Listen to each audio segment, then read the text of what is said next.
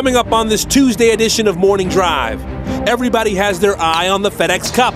But what do the guys outside the top 10 in the standings need to do to take home the hardware? We'll break down scenarios. And the most recent major winner makes a stop in studio this morning. And a Nordquist is a major champ once again. How did she overcome the wet conditions to win her second major? And what are her goals moving forward? Plus, Dr. Ara Sapaya is making a house call. Anna's personal physician is here to explain how she dealt with mono and how you can maximize your performance when returning from illness. Today is Tuesday, September 19th. Morning Drive is live right now.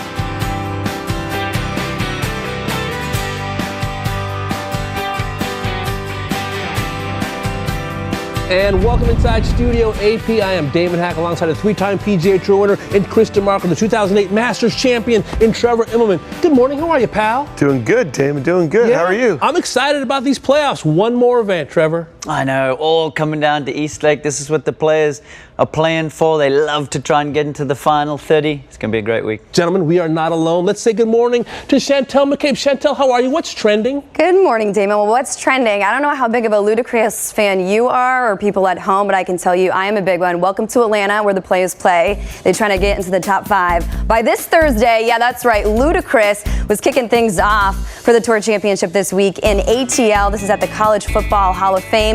The players were out there having a good time, making sure they're in good spirits come Thursday for the season finale. There's Ludacris on stage, getting all the fans, all the players hyped up for the big week. Here's a couple of Instagram posts. We'll start things off with Ludacris. He says, another show, another $1. Thank you to the playoff finale for the Atlanta kickoff. And Daniel Berger chiming in right here, and he says, stand up. Don't know if you know that song, Damon, but that's another good one. Stand up. Oh, yeah, the PGA Tour. These guys aren't good. These guys are hood. Wow. The new logo, DeMarco, do you like it? I'm not sure I like that one too much. Do you know Ludacris? His buddies call him Luda. No, I don't know him as Luda. Okay. I know him as Ludacris, but I don't know him as Luda. Well, we got to have a look at that photo again. Was Patrick Reed wearing a blue sport coat? Yes, he was. Wait, you got to help me with this. Do you wear a sport coat to a Ludacris concert? No, you got to cut the sleeves off. Cut the sleeves off. Somebody, gave him the wrong memo on the dress code to the Ludacris concert there. Man, this is great incentive to play better, man. I gotta get to one of these concerts. At least we didn't see like the sideways peace sign. I was waiting for that from maybe Brendan Steele or something. But it was a lot of fun seeing the guys with Luda yesterday. Speaking of Atlanta, that's what's happening now. Yes, the top 30 in the FedEx Cup standings comes down to this: the Tour Championship, Eastlake Golf Club. Yes, a lot of talk about the top 5. You win the tournament, you win the FedEx Cup, that $10 million bonus. But how appropriate that we have number 1 and number 2 in the standings side by side. They'll be paired together, Jordan Spieth and Justin Thomas. It's going to be a lot of fun to watch the 2 leading candidates for Player of the Year. But so much of the season has been about them, but it's not all about them. Every now and then, a long shot comes through. How about 2011, Bill Haas from the water, getting up and down on his way to defeating Hunter Mahan and winning the FedEx Cup from number 25 in the standings. So let's state our case for maybe a Bill Haas type in 2017, Chris DeMarco, a long shot from 30 to 21 to get it done. Well, I don't know if he's such a long shot. I mean, he's the Masters champion this year, but I'm going to go Sergio Garcia. He's only had one other top 25, but his stroke gains off the tee. He's fifth. Sergio has a long way to go. There's a lot of things have to happen for him to get up there. Obviously, you can see Jordan Spieth. He has to finish 19th or worse, which I don't see that happening. Yeah. Justin Thomas, 3-way tie for 5th or worse. Boy, that's a long road to go to get that FedEx Cup champion, especially with the way the top 3 or 4 guys are playing. I think it's a tall order. Coming in off of a tie for 12th, we all remember the drop that took about half hour to get done, but that par putt that he made was huge for him, Trevor, just to get to Atlanta. Do you like how he's playing, his form going into this final tournament of the year? Absolutely, I do, and I love the fire and the grit that he showed here on the 18th hole on Sunday to actually get to the Tour Championship. Right here, you can see he knows exactly what this putt means, and that's great to see. And this golf course sets up perfectly for him. You have to drive the ball accurately at Eastlake, and that's one of his weapons. Already a huge year, won the Masters, and of course got married as well in 2017. Do you have a player kind of in that long shot realm? Well, mine's even a longer shot than yours. I'm going all the way down to number 29 in Patrick Cantlay. for the main reason that I'm such a huge fan of this young man's game, just a tremendous player. And he had to take some time out due to injury. And so when he started up this year, get this, guys, he was 1,429th in the world rankings. 9 months later, he's 76th. I mean, I'm not smart enough to do the math. You guys can figure that out, but it's a lot better. Well, You know, he played his way into the playoffs with some strong second and third place finishes earlier in the season. And once the playoffs kicked in, he had a 10th, a 13th, a 9th. And this guy is somebody to watch in the future. He's going to be a real star in the game. 4 top 10s. Do you recognize potential greatness in this player? Oh, absolutely. We saw it maybe four years ago at Hartford when he shot a 61 in that one in the 3rd round, I think it was. Gave himself a chance to win. As an amateur, yeah. So this is somebody who we expected his potential, Jordan Spieth potential, Justin Thomas potential that we haven't seen because of injuries have held him back. And now we're starting to see him healthy and starting to see what he can do on a golf course. Basically, for these guys, Sergio and Patrick, to win the FedEx Cup, they need Spieth and DJ and Thomas to not show up. Maybe go hang out with Ludacris and not play golf. But if that sounds fun too. It does sound fun. But if you're in that position of a Sergio or Patrick, what's your focus this week? Well, if Texas was playing Alabama this weekend, maybe they'd have a chance because that's where their focus would be. But, right. Again, they're just happy to be there, get in that top 30. I mean, obviously we saw what Sergio did to get there. Patrick Cantlay in his first year getting to the Tour Championship. I think this is good stuff for him. Stuff they build on, or not Sergio, but Patrick, and go for the future. Long road ahead of him. How about for you? Cannot spend 1 second worrying about what the other players have to do. Right. Those guys have to go out there, focus on winning the Tour Championship. Let the chips fall where they may. We'll tell you what, Rory McIlroy not in Atlanta this week. Last year, he won the FedEx Cup. He is happening now because yesterday he announced he will play in the British Masters the week before competing in the Alfred Dunhill Links Championship. And last week in a podcast with No Laying Up in Chicago, Rory looked forward and disclosed how he will manage his rib injury. From the end of the Dunhill, probably 6 weeks, I probably won't touch a club or swing a club and just let this thing fully heal, give it time, just rest, do some rehab stuff, some exercises, but really just take that time to get healthy again and focus on my body, focus on my health. I'm going to go and do some like physical tests and stuff and sort of figure out if there's anything that I'm eating that's causing this inflammation or anything that, you know, I'm just going to reset mentally, physically, just sort of go through the whole process of getting myself completely 100% right to go for next year. Rory having a conversation with Chris Solomon last week in Chicago that was released yesterday. As we look at his best finishes from the 2016-17 season, Trevor, we see a lot of top 10s, but we don't see victory. No, it just hasn't quite been up to par for what we normally used to seeing out of Rory. But this is a huge win for the European Tour to get him to come over and play in the British Masters. And for me, it's a good sign because I feel like there is no ways he's going to jeopardize being healthy for the Masters in April.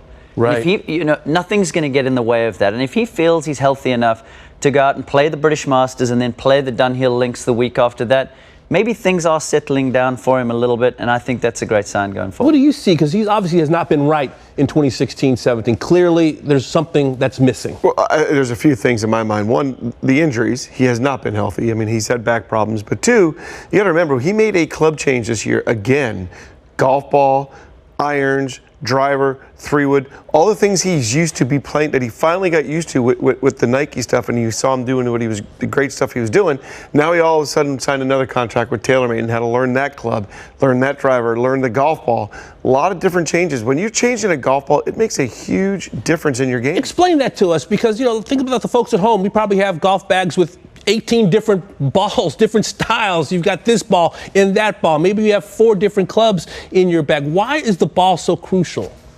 Well, because you just get used to how it reacts in different conditions and situations and lies, at altitudes, different grasses, and you just get used to those kind of things. And to add to what Chris was saying, a whole host of putters that he's tried as well. So really, he's experimented with all 14 clubs and the golf ball.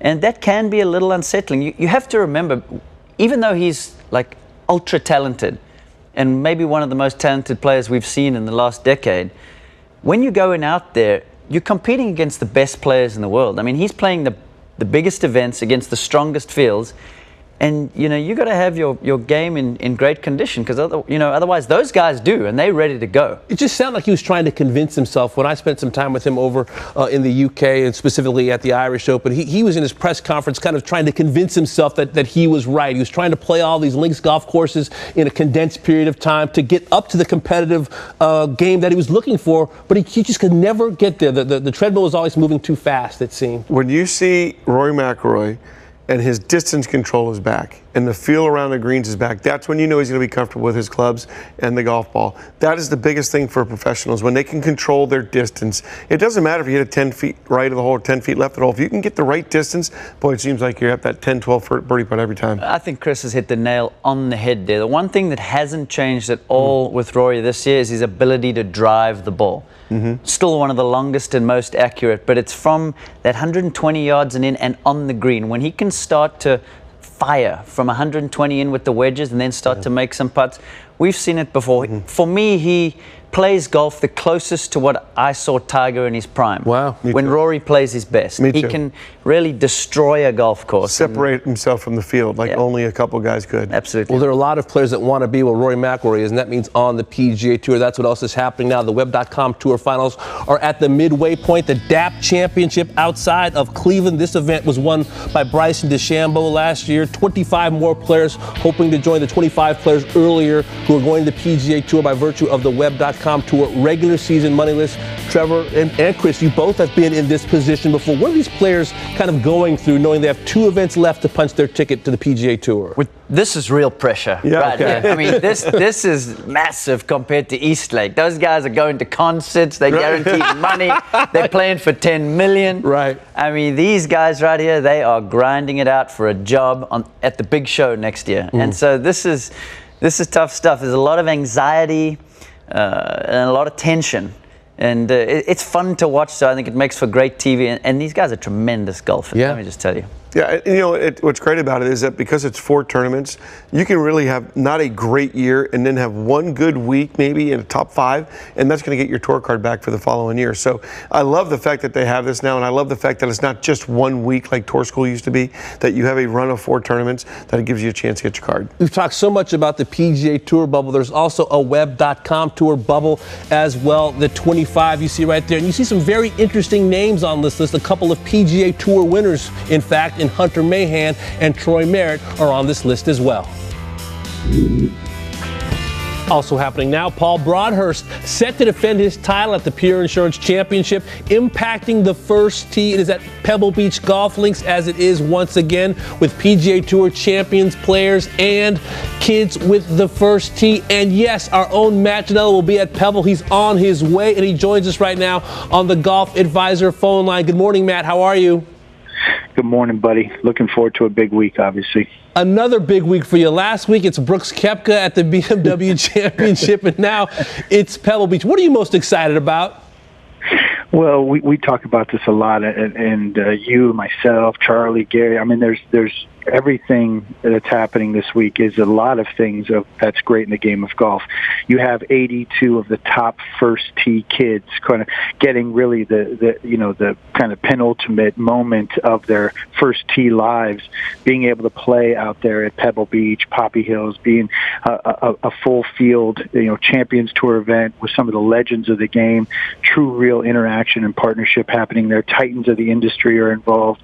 Certainly that doesn't pertain to myself, but I do get an opportunity to kind of be inside the ropes and watch all of this transpire. You got the Monterey Peninsula Foundation raising over $10 million in 2016 between the AT&T and what was the Nature Valley event. Now the new sponsor in Pure Insurance, they hope to raise over $12 million this year. It's a $25 ticket, gets you in access all week long, walking in the ropes of Pebble Beach and Poppy Hills. It's the Poppy Hills being the home base of Northern California Golf Association. I love that golf association for all they're doing on what's called Youth on Course. So it's a mashup of all that's good in golf. Well, don't sell yourself short. You're definitely a Titan. So who gets to play with you? Who gets the honor to play with you, buddy? Well, really cool that I get to play with Andrew Masler. That's the kid from the Northeast up in Hartford that I got to surprise earlier this year at the Travelers Insurance and letting him know that he gets to go and play at Pebble Beach. I also get to play with Alfonso Ribeiro, Carlton. So I'm probably going to be some dancing in my future. And then I'm told I get to probably play with John Cook and Rocco Mediate. So should be, again, just an amazing week. Fantastic. Of course, Cookie won that event a couple of years ago. You have a lot going on this week, though. You're also playing golf. You're also leading our fantasy draft, buddy, with one event left. You're leading me. I'm the two-time defending champ. Your thoughts on having to focus on golf and, yes, watching your team perform in Atlanta? I know. Well, I got to play with Brooks Koepka. Hopefully my game didn't ruin his game for the rest of the season. I know you lost Rory McIlroy, so I got a little bit of advantage on you there. I think Kuchar and Justin Thomas having a lot to play for this week on so many levels. So I'd rather be where I am than where the rest of you are. That's all I can say. It's nice to be the lead sled dog. Have a great week at Pebble, buddy. We'll talk to you soon. We'll check in regularly. Thanks, Damon. All right, that's Matt Janella. Right now we send it over to Chantel. David, thank you. Matt Janella, but those expert picks, how about that? Well, let's take a look at the tee sheet for what's still to come on Morning Drive. The most recent major champion, the winner at this year's Evian Championship, joins us in studio. Yes, we're talking to Anna Nordquist about France and recovering from a crippling illness earlier in the year. Plus, world number one Dustin Johnson has seen major progress with his wedges. He's now ranked 5th on tour in strokes gained approach to the green. We want to show you what you can learn and how to improve your own wedge game. And all show long, we're previewing the Tour Championship at East Lake. Only 30 players remain, with the top 5 having the best chance to win the FedEx Cup. But what players this week have momentum? Our experts state their case for who could emerge with a season-ending trophy. To add to the list of names, the champions who have gone on to get the job done at Atlanta.